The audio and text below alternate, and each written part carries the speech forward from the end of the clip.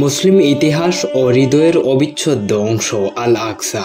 আল আকসা এই নামটি শুধু একটি স্থানের পরিচায়ক নয়, এটি মুসলিম উম্মাহের বিশ্বাস, ইতিহাস ও আত্মার গভীরতম স্পর্শের প্রতিচ্ছবি।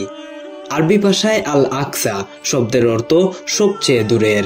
ইসলামের পবিত্র গ্রন্থ আল কুরআনের সূরা আল ইসরার প্রথম আয়াতে বলা হয়েছে, পবিত্র ও মহামান্বিত সেই সত্তা যিনি তার বান্দাকে রাত্রিকালে ভ্রমণ করালেন মসজিদুল হারাম থেকে মসজিদুল আকসা পর্যন্ত। এই আয়াতে মসজিদুল আকসা বলতে বোঝানো হয়েছে সেই মসজিদ যা মক্কা থেকে দূরে অবস্থিত, অর্থাৎ জেরুজালেমের বিখ্যাত আল আকসা মসজিদ।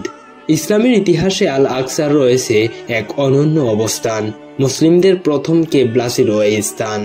হযরত মুহাম্মদ সাল্লাল্লাহু আলাইহি ওয়াসাল্লাম এর নবুয়তের শুরুর দিকে মুসলিমরা এই মসজিদের দিকেই মুখ করে নামাজ পড়তেন।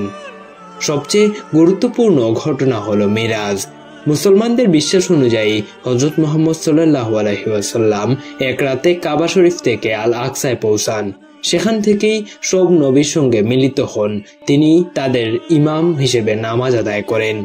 এরপর সেখান থেকেই তিনি ঊর্ধ্বাকাশে আরশের দিকে যাত্রা করেন, যা মিরাজ নামে পরিচিত। আল আকসা মসজিদকে মুসলিমরা মসজিদুল আকসা বা বাইতুল মুকাদ্দাস নামেও ডাকেন। এটি শুধু স্থাপত্য কিংবা ধর্মীয় ইতিহাসের নিদর্শন নয়, বরং মুসলমানদের বিশ্বাস ও আত্মপরিচয়ের একটি শক্তিশালী প্রতীক। আজও এই পবিত্র স্থানটি শুধু মুসলিম জগতে নয়, বিশ্ব রাজনীতিতেও একটি গুরুত্বপূর্ণ আলোচনার কেন্দ্রবিন্দু।